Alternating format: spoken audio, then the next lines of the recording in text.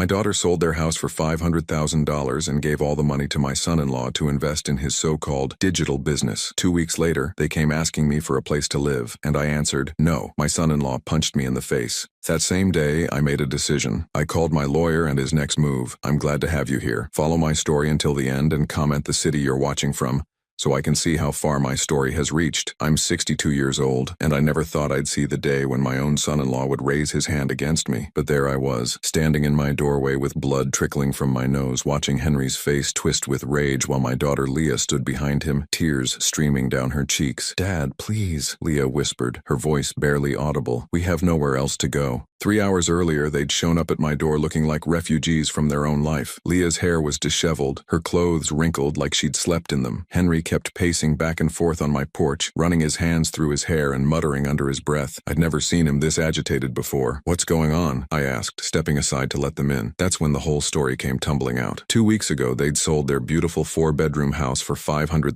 $500,000. The house I'd helped them buy. The one where I'd watched my granddaughter take her first steps before she moved away for college. Gone. Henry has this incredible business opportunity, Leah explained, her eyes bright with what I now realize was desperation disguised as hope. Digital marketing, Dad. The future is online, and Henry's got connections with these amazing investors. I watched Henry nod enthusiastically, but something in his eyes made my stomach turn. I'd seen that look before. In my late brother's eyes when he was gambling away his savings, convinced the next bet would solve all his problems. So you sold your house, I said slowly, to invest in Henry's business. It's not just a business, Bruce, Henry interrupted. And I noticed how he never called me Dad like he used to. This is generational wealth we're talking about. In 5 years, Leah won't have to work another day in her life. But here they were, 3 hours later, telling me the money was gone. All of it. The investors had disappeared, the business was a shell, and Henry was explaining it all away with technical jargon I couldn't follow and didn't believe. These things happen in business, he kept saying, his voice getting louder with each explanation. Market fluctuations, regulatory issues, it's temporary. Temporary. $500,000, gone, and he called it temporary. We just need a place to stay while we figure things out, Leah pleaded. Just for a few weeks, maybe a month. I looked at my daughter, really looked at her. When had she become so thin? When had those worry lines appeared around her eyes? She'd lost weight, and not in a healthy way. Her skin had a grayish pallor that spoke of sleepless nights and constant stress. Leah, honey, I said gently, you know I love you, but I can't enable this. That's when Henry's mask slipped. His friendly demeanor vanished, replaced by something cold and calculating. Enable what exactly? Your daughter needing help from her own father? I'm not talking to you, I said firmly. I'm talking to my daughter. Henry stepped closer and I could smell alcohol on his breath. It wasn't even noon.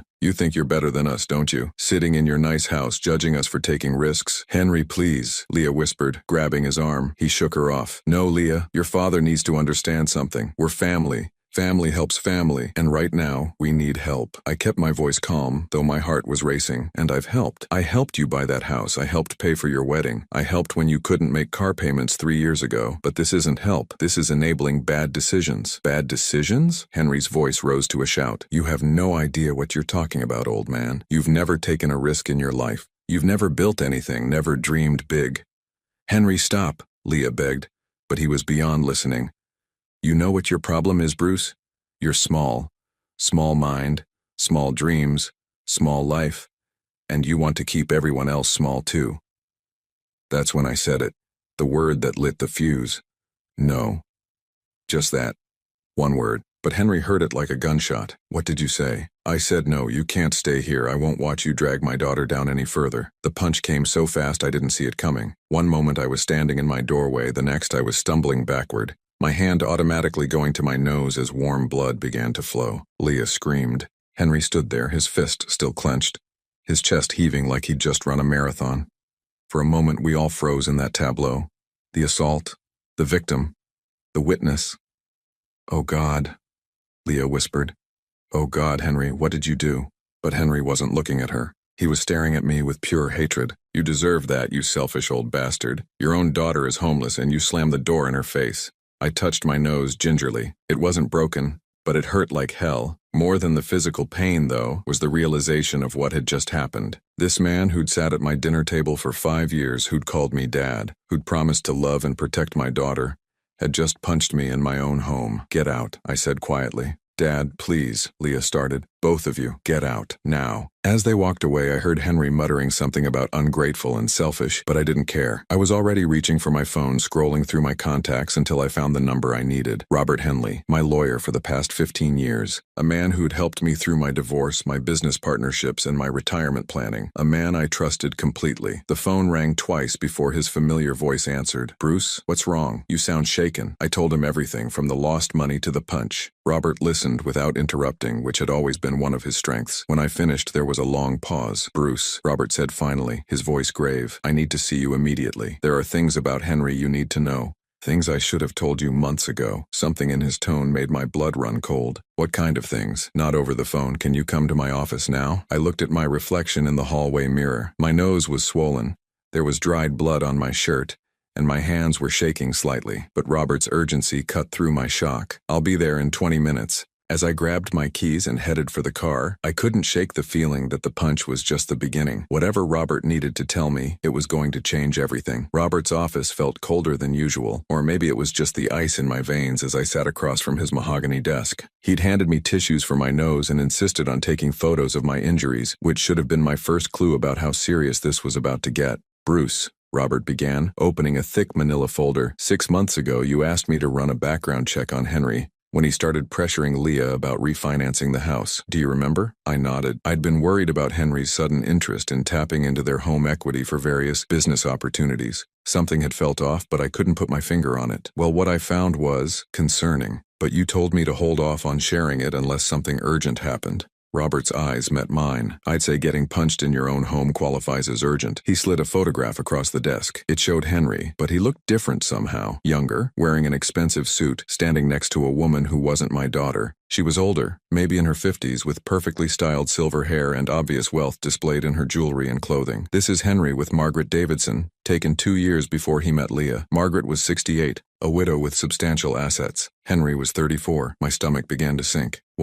Margaret died last year. Massive heart attack according to the death certificate. But here's the interesting part. 6 months before she died, she'd transferred nearly all her assets to Henry. Her children are still fighting it in court. Robert pulled out another photograph. This one showed Henry with a different woman, this time a brunette who looked to be in her 40s. Linda Carruthers, age 52, met Henry 3 years before Margaret, lost her house, her savings, and her jewelry business to him. He convinced her to invest everything in a revolutionary tech startup. The pattern was becoming horrifyingly clear, but Robert wasn't finished. Sarah Chen, age 49, Jennifer Walsh, 55, Diane Morrison, 61. Each name came with a photograph, each woman looking happy and hopeful standing next to Henry.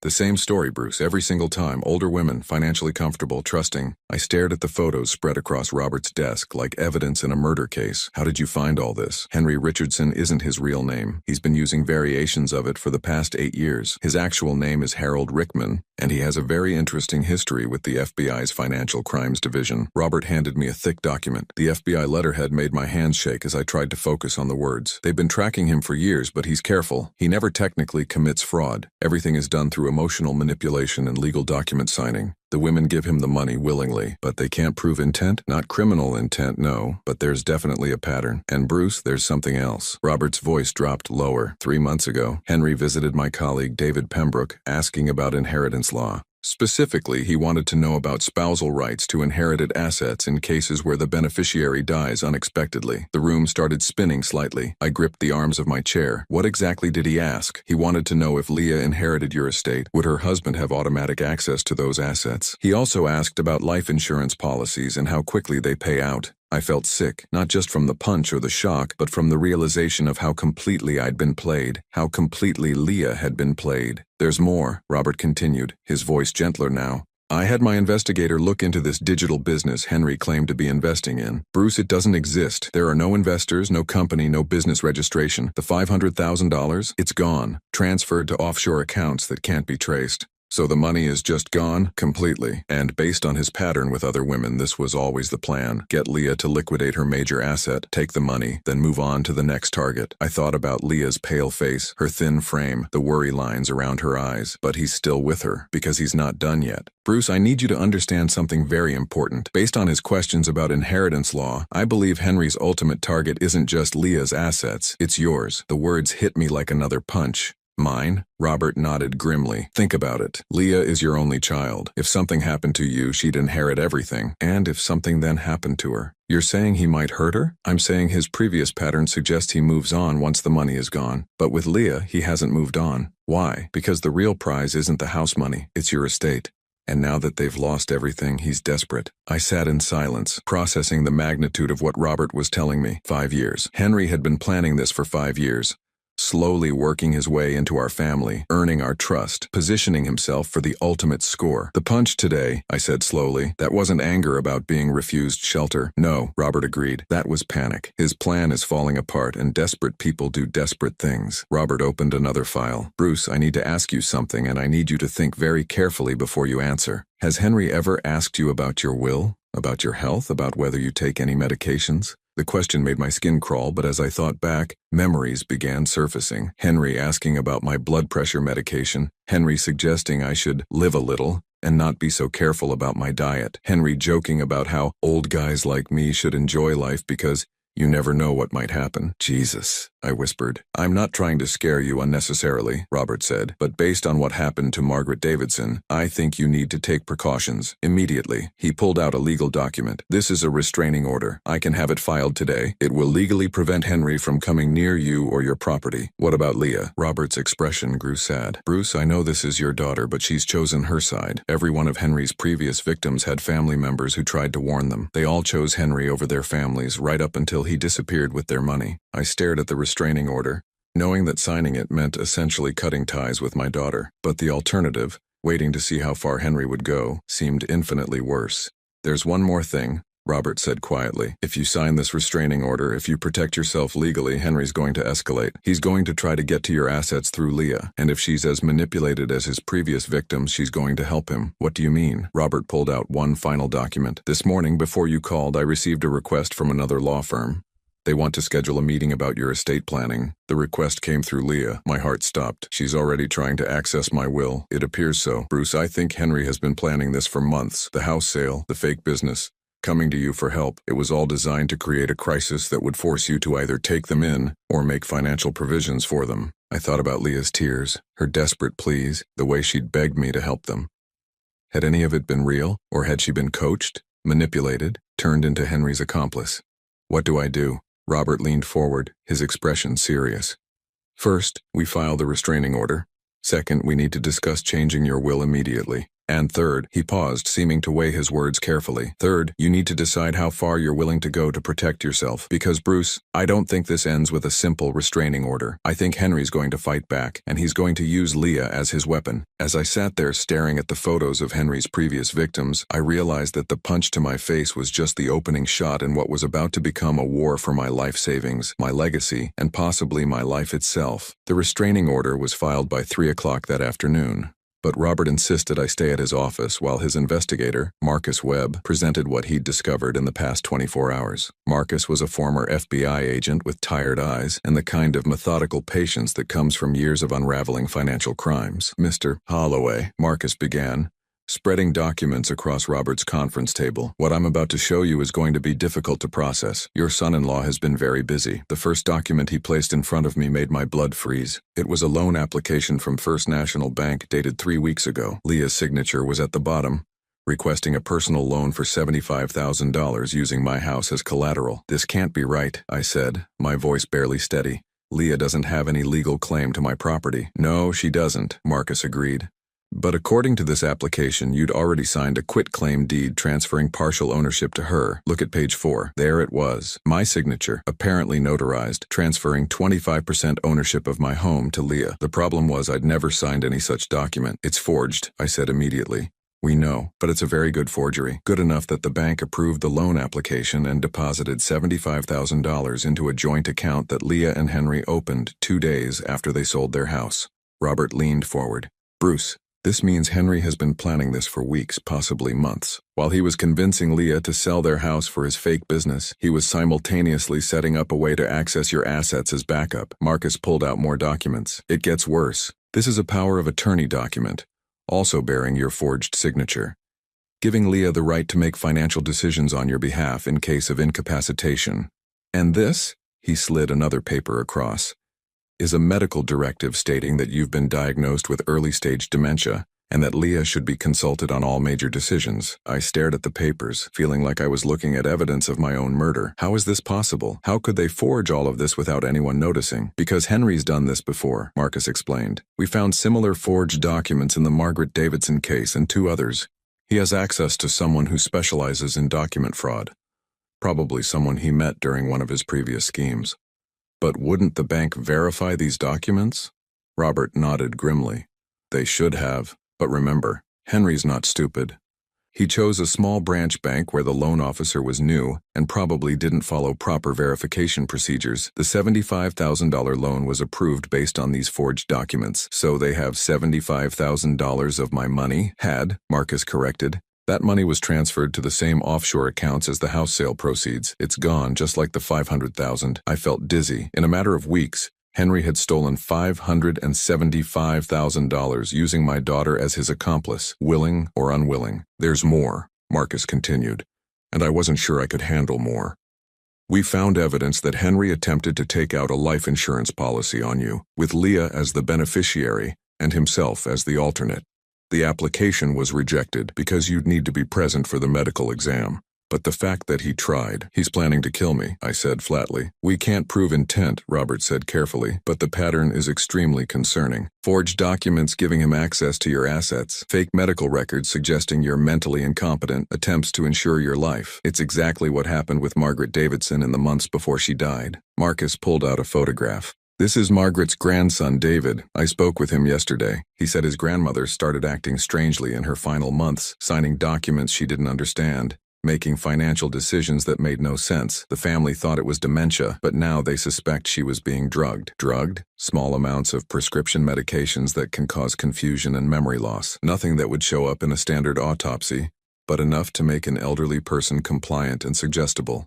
I thought about the last few months, trying to remember if I'd felt unusually tired or confused after visits with Leah and Henry. There had been a few instances where I'd felt foggy after they'd brought me dinner, but I'd attributed it to age and stress. The good news, Robert said, is that now we know what we're dealing with. We can protect you. The restraining order is just the beginning. Marcus leaned forward. Mr. Holloway, I need to ask you some specific questions about your recent interactions with Henry and Leah. Have they brought you food or drinks in the past few months? Have they ever insisted you take medication or supplements? As I thought back, more memories surfaced. Henry bringing me special coffee that he'd bought from some expensive shop. Leah insisting I try some herbal supplements that would help with energy. The way they'd both seemed disappointed when I didn't finish drinks they'd prepared for me. Jesus Christ, I whispered. We need to get you to a doctor immediately, Robert said. We need blood tests to see if there are any substances in your system. But if they were drugging me, wouldn't I have noticed? Marcus shook his head. These substances are designed to be subtle. You might feel a little tired, a little confused, but nothing dramatic enough to raise alarm bells. The goal isn't to incapacitate you immediately. It's to make you gradually more compliant and trusting. Robert was already reaching for his phone. I'm calling Dr. Patterson. He can see you this afternoon and he's discreet. As Robert made the call,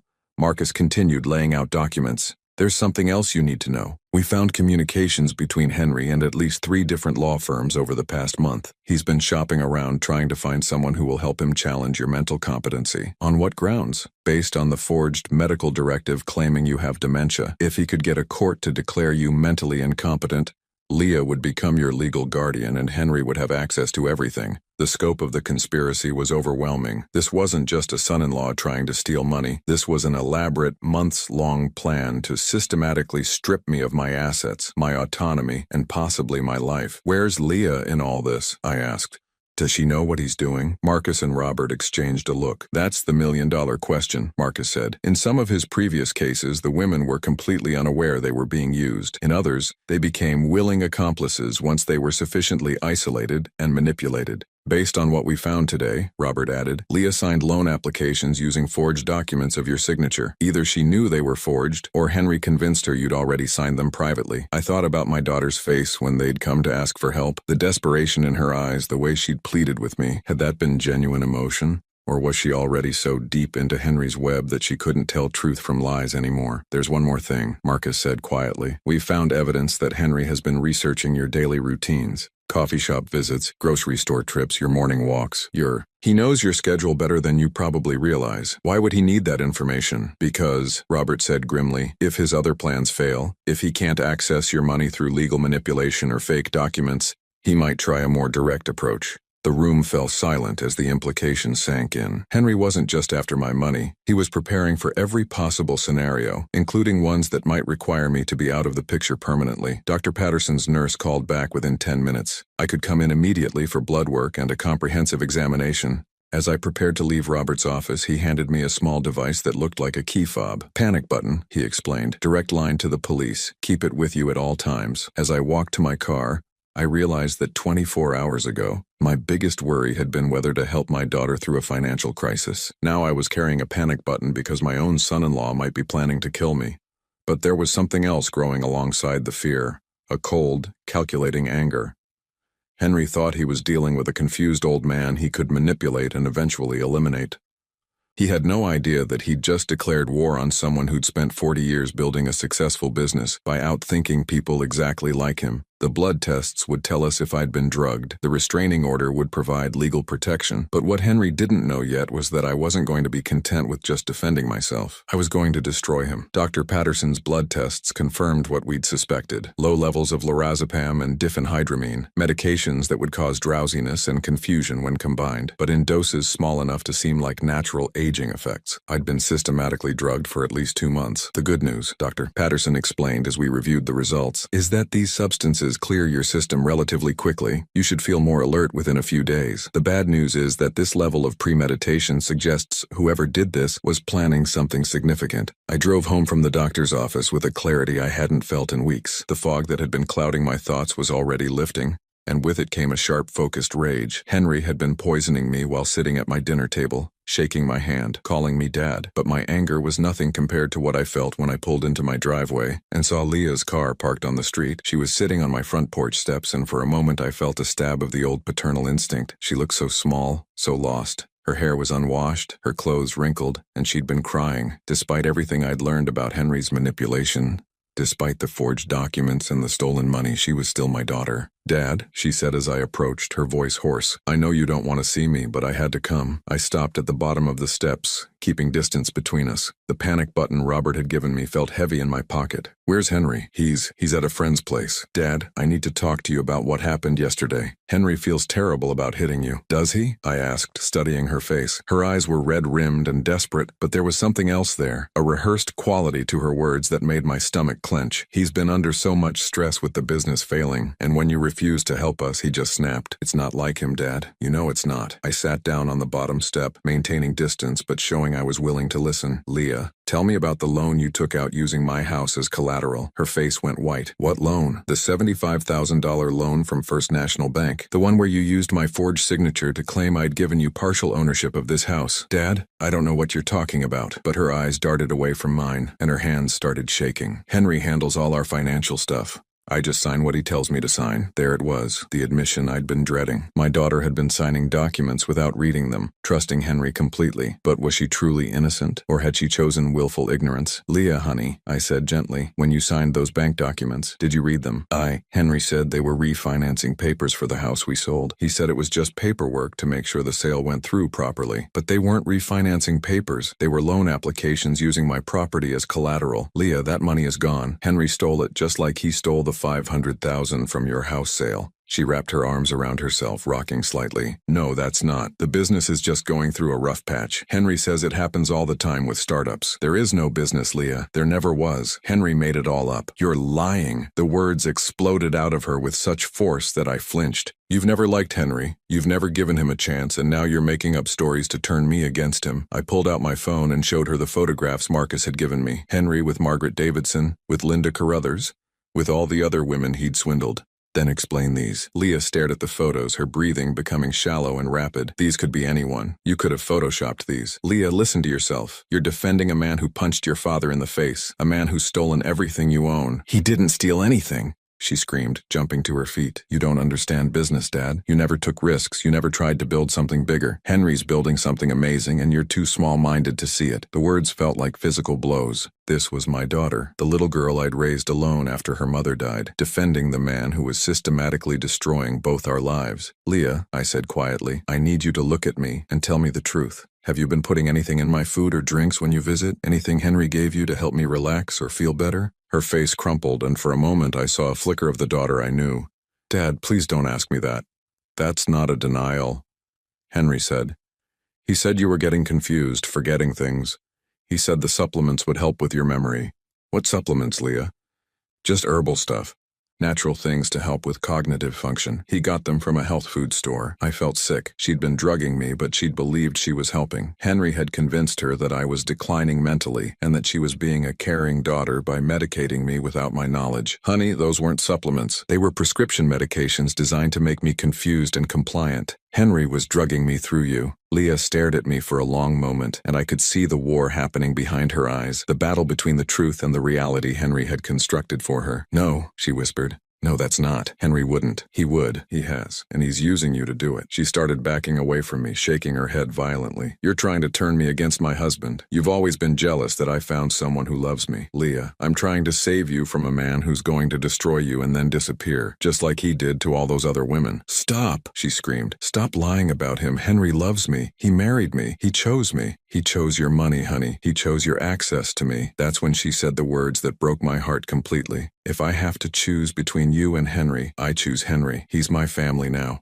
I stared at my daughter, this woman I'd raised and loved and sacrificed for, and realized that I'd already lost her. Henry had done such a thorough job of isolation and manipulation that she couldn't see truth anymore. Then we have nothing more to talk about, I said quietly. Dad, wait. Her voice became pleading again. You don't have to like Henry, but you could still help us. Just a loan, just enough to get us back on our feet. I'll pay you back, I promise. With what money, Leah? You don't have a house, you don't have savings, and Henry's business doesn't exist. We'll figure it out. We always do. I stood up slowly, my heart breaking with each word I was about to say. No, honey, you won't figure it out, and I won't be here to catch you when Henry disappears. What do you mean? I mean I'm changing my will. Everything I plan to leave you is going to charity. If you want to stay with Henry, that's your choice. But I won't fund your destruction. Leah's face went through a series of emotions, shock, disbelief, and finally, rage. You can't do that. I'm your daughter. I'm your only family. Family doesn't drug each other, Leah. Family doesn't steal from each other. Family doesn't choose a con man over their own father. Henry said you might do this, she said, her voice turning cold. He said you were vindictive and controlling, and if we didn't do exactly what you wanted, you'd punish us. Henry said that because he knew this day was coming. He's been preparing you for it. Leah pulled out her phone.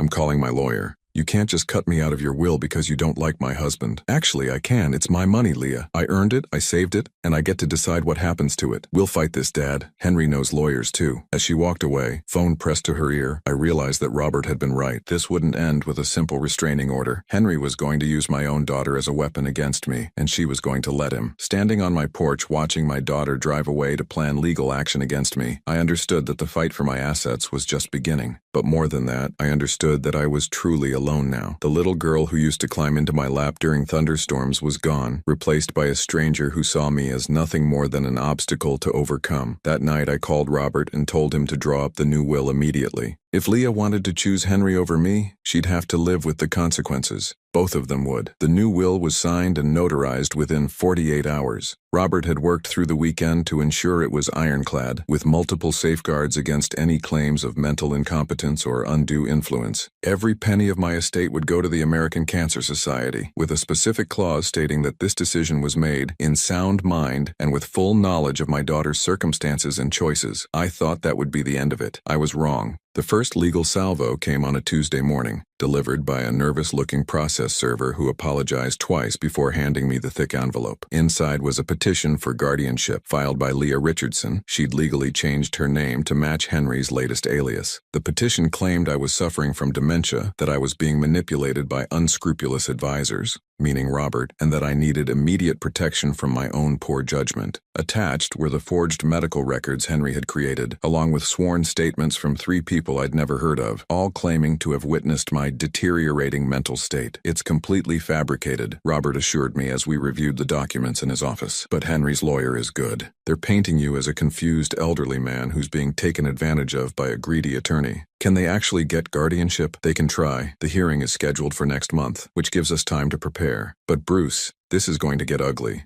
They're going to challenge everything, your mental state, your financial decisions, even your relationship with me." That afternoon, I received my first taste of how ugly it would get. I was at the grocery store when I noticed people staring. A woman in the produce section whispered something to her husband while looking directly at me. The cashier, who'd known me for years, seemed uncomfortable during our usually friendly exchange. When I got home, I found a note taped to my front door. "Shame on you for abandoning your daughter in her time of need. What kind of father are you?" It took me a moment to understand what was happening. Then I remembered something Marcus had mentioned about Henry's previous campaigns. He didn't just steal money, he destroyed reputations. I called Robert immediately. "They're spreading rumors about me in town." "What kind of rumors?" "That I'm a heartless father who cut off my daughter for marrying someone I didn't like." Robert sighed. "Henry's used this tactic before. He portrays his victims as villains and himself, and his current target as innocent victims. It's part of isolating you from potential support systems." Over the next week, the whisper campaign intensified. My longtime barber mentioned that he'd heard I was having some problems with family.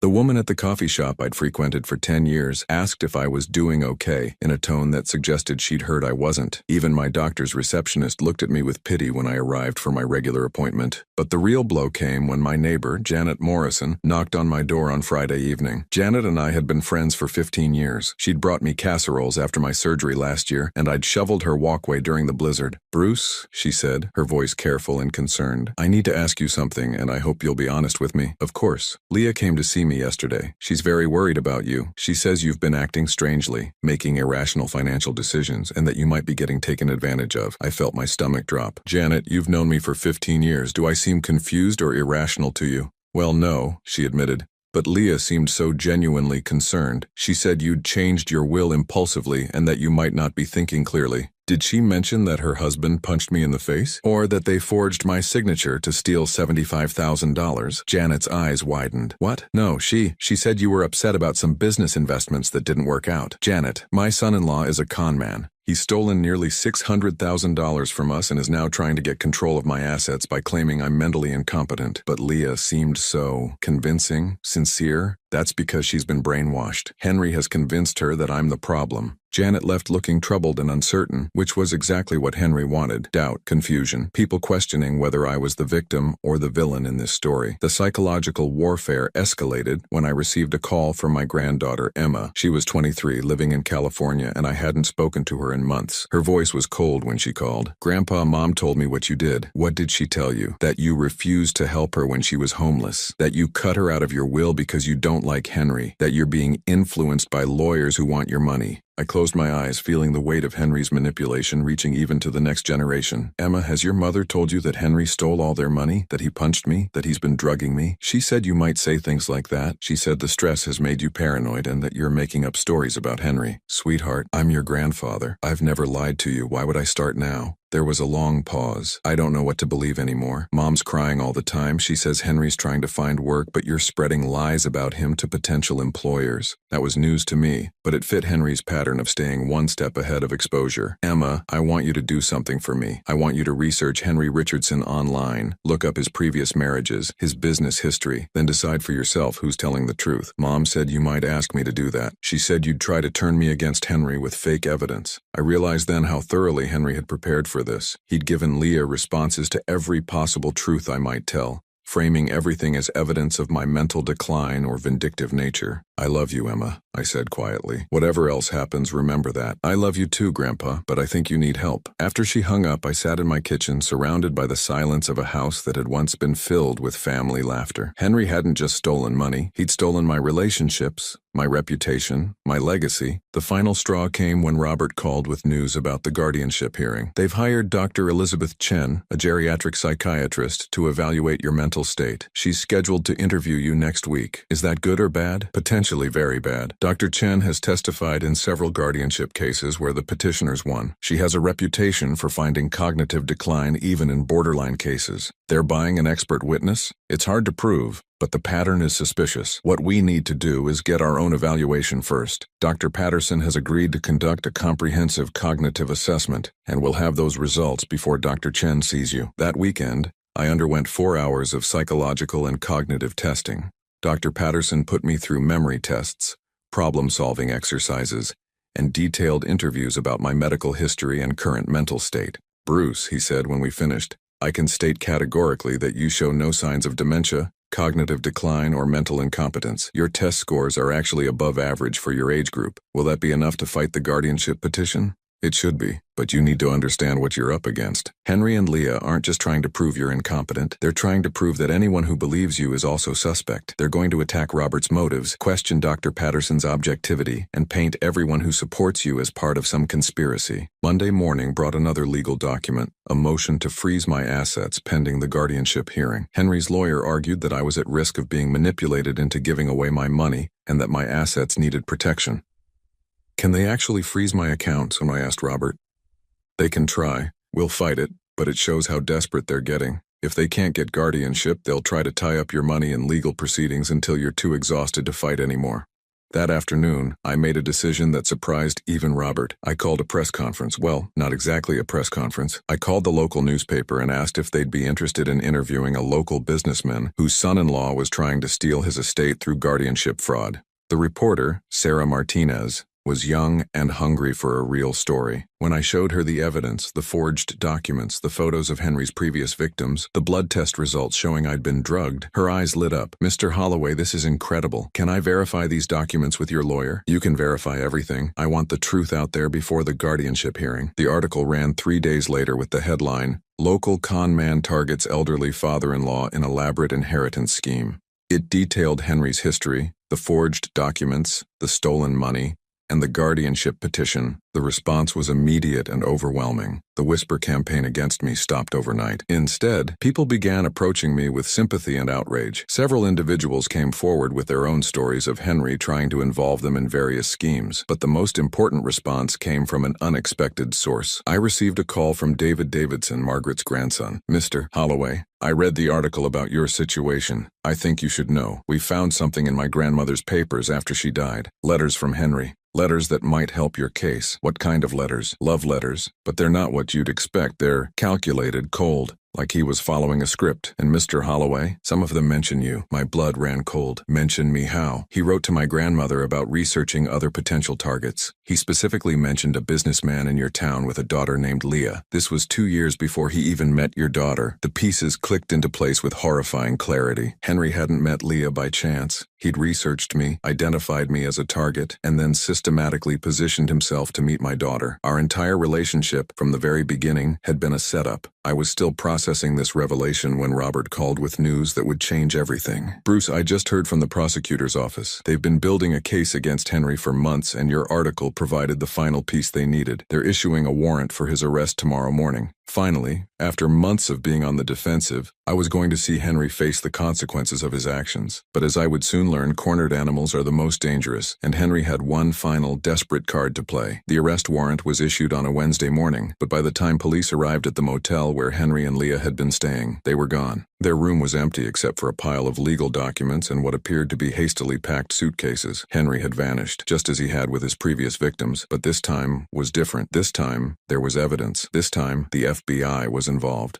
"He can't stay hidden forever," Agent Sarah Collins explained during our meeting at Robert's office. "His pattern has always been to disappear when things get too hot, but we've frozen his known accounts and we're monitoring his aliases. Plus, he made a mistake this time." "What mistake?" He stayed too long. Usually he takes the money and runs immediately, but he was so focused on your estate that he kept pushing, kept escalating. Now we have enough evidence to charge him with wire fraud, identity theft, and elder abuse across multiple states. I should have felt victorious, but all I felt was empty. Henry was gone, but so was my daughter. According to the motel clerk, Leah had seemed confused and frightened when they left, but she'd gone with him willingly. We'll find her too, Agent Collins assured me. In cases like this, the victim often doesn't realize they're a victim until their abuser abandons them. Robert leaned forward. Bruce, there's something else you should know. The guardianship petition has been withdrawn. Without Henry here to push it forward, and with the criminal charges filed, Leah's lawyer dropped the case. What happens to the money they stole? The FBI has recovered about $60,000 from accounts we could trace. The rest? Agent Collins shrugged. It's probably gone forever. These types of criminals are very good at moving money offshore quickly. $515,000. Gone. 5 years of my daughter's marriage. Gone. My relationship with my granddaughter. Damaged. Possibly beyond repair. But I was alive. I was free. And I was no longer anyone's target. The weeks that followed were surreal. The local newspaper did a follow-up story when Henry was added to the FBI's most wanted list. I received calls from victims of other con men, people who wanted to share their stories or ask for advice. The district attorney's office asked me to speak at seminars about elder fraud prevention. I declined most of these requests. I wasn't interested in becoming a poster child for victimization. I just wanted my life back. 3 months after Henry's disappearance, I received an unexpected visitor. I was working in my garden when a car pulled into my driveway. For a moment, my heart stopped. It looked like Leah's car. But when the driver got out, I saw it was Emma, my granddaughter. She looked older, more serious than when I'd last seen her at Christmas 2 years ago. She walked toward me hesitantly, as if unsure of her welcome. "Grandpa?" I set down my gardening tools and really looked at her. She had her mother's eyes but my stubborn chin. She was wearing jeans and a simple sweater, and she looked like she'd been crying recently. "Emma, this is a surprise.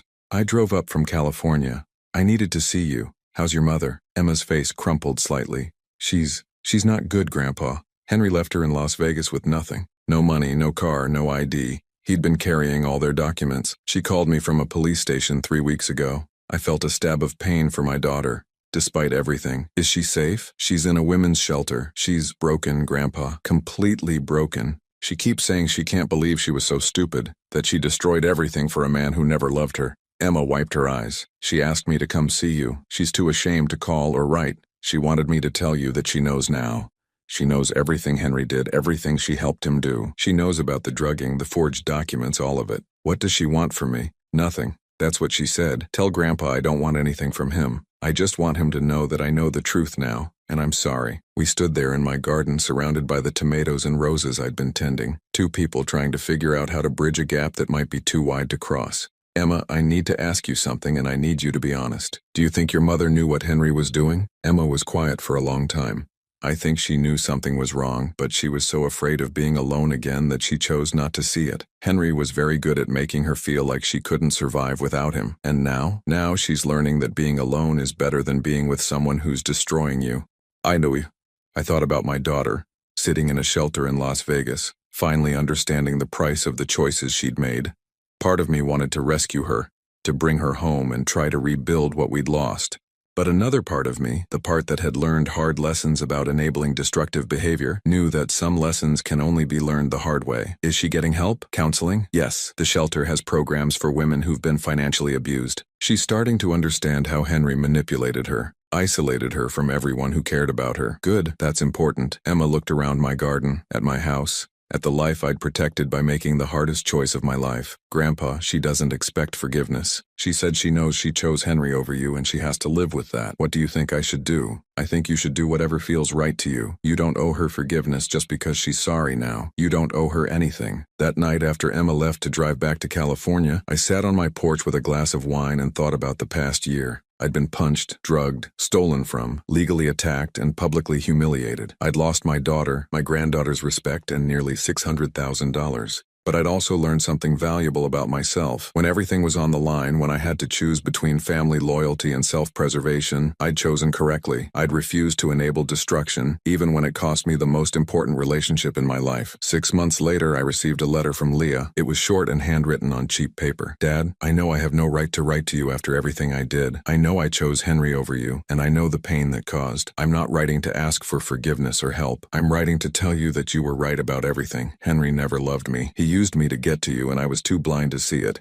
You tried to save me and I fought you every step of the way. I understand now why you had to protect yourself from me. I understand why you changed your will. I would have done the same thing. I don't know if I'll ever be able to rebuild my life, but I wanted you to know that I finally understand yours. You were a good father. I was a bad daughter. That's on me, not you. I hope you're happy and safe. I hope you found peace. You deserve it. Love, Leah. I read the letter 3 times, then put it in my desk drawer. I didn't reply. Some bridges once burned are meant to stay that way. A year after Henry's disappearance, Agent Collins called with news. Henry had been arrested in Mexico, trying to run the same scam on a wealthy widow in Cancun. He'd be extradited to face charges in multiple states. The legal proceedings would take years, but he would likely spend the rest of his life in prison. What about the money? I asked. We recovered another $120,000 from accounts in the Cayman Islands. It's not everything, but it's something. $120,000 out of nearly $600,000 stolen. But I found I didn't care about the money as much as I'd expected. I'd learned to live without it, learned to find satisfaction in simpler things. My garden, my books, the quiet satisfaction of a life lived on my own terms. Emma visited twice more over the next year. She never mentioned her mother and I never asked. We were rebuilding our own relationship, separate from the wreckage of everything else. On a warm spring morning, exactly 2 years after Henry had punched me in my own doorway, I was working in my garden when my phone rang. The caller ID showed Emma's number. Grandpa, I have some news. Mom's been accepted into a job training program. She's learning to be a medical billing specialist. She's been clean and sober for 8 months and she's living in transitional housing. That's good to hear. She wanted me to tell you something else. She's not going to contact you anymore. She's not going to ask Emma to be a go-between. She said she's caused enough damage and it's time for her to figure out her own life without involving you.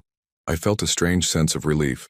Not because I didn't love my daughter, but because she was finally taking responsibility for her own choices. Grandpa, are you okay with that? I looked around my garden at the life I'd built after nearly losing everything. Yes, Emma, I think that's exactly what needs to happen. After we hung up, I went back to my tomatoes. They were coming along nicely this year, healthy and strong, like me. Henry had tried to destroy me, but I'd survived. More than survived, I'd learned to thrive again. I'd learned that sometimes the most loving thing you can do is refuse to enable someone's self-destruction, even when that someone is your own child. I'd learned that protecting yourself isn't selfish, it's necessary. And I'd learned that starting over at 62 was not only possible, it could be the beginning of the best years of your life. As I worked in the afternoon sun, I felt something I hadn't experienced in years, complete peace. No one was manipulating me, stealing from me, or lying to me. No one was planning to hurt me or use me. I was free, and freedom, I'd discovered, was worth any price I'd paid for it, even the price of losing my daughter to her own bad choices. Some battles are won not by fighting, but by refusing to lose yourself in someone else's war.